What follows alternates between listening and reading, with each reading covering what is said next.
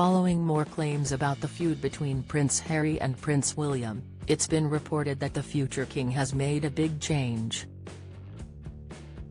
As extracts from Omid Scobie's new book about the royal family, Endgame, were published in the US media this week, William headed to Manchester to drop in on a scheme which works to tackle youth violence.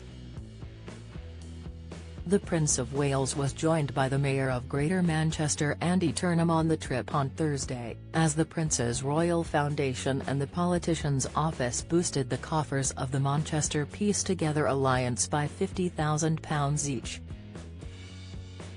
As reports The Mirror, the royal trip came amid claims from Scobie's upcoming book that Harry had desperately tried to contact his brother in the final hours of the Queen's life, in a bid to get up to Balmoral before she passed away. Further claims state that William is now convinced that his brother has been brainwashed by an army of therapists in the US.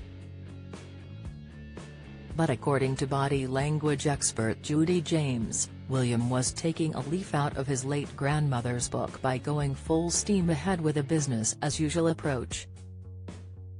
He was spotted helping some youngsters making some artwork, playing pool and even put up with some cheeky questions about his bank balance. Judy told The Mirror, if his body language signals here contain any responses to the latest attempts to skewer the royals via some barbed quotes in the Scobie book, it's more like a hint of mild exasperation than any appearance of being genuinely rattled. All the firm should be tired of this game by now, but although every missile is missing its mark, the overall effect must be wearying. Despite this though, or perhaps because of it, William looks even more determined than usual to throw himself into his causes and to immerse himself with the people he meets. Join the Daily Record's WhatsApp community here and get the latest news sent straight to your messages. His skills of projecting humility seem enhanced. For a tall man, he manages to bend or stoop enough to lower his signals of power and status and integrate easily with different groups. He is also looking more comfortable in his own skin recently. His body language in the past has often looked slightly shy and awkward, but coming out of the other side of the battles with his brother, he seems more mature and confident enough to look comfortable and at ease.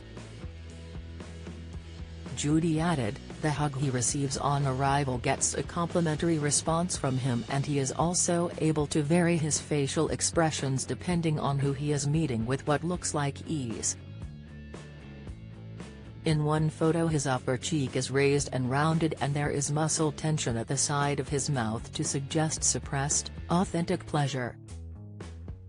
As a greeting ritual, this creates some instant rapport, hinting that he is meeting an old friend.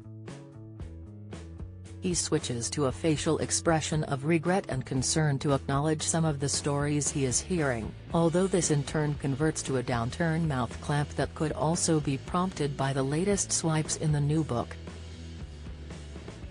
There's no anxiety or nervousness in this response though, just a suggestion that he might, at worst, be disappointed.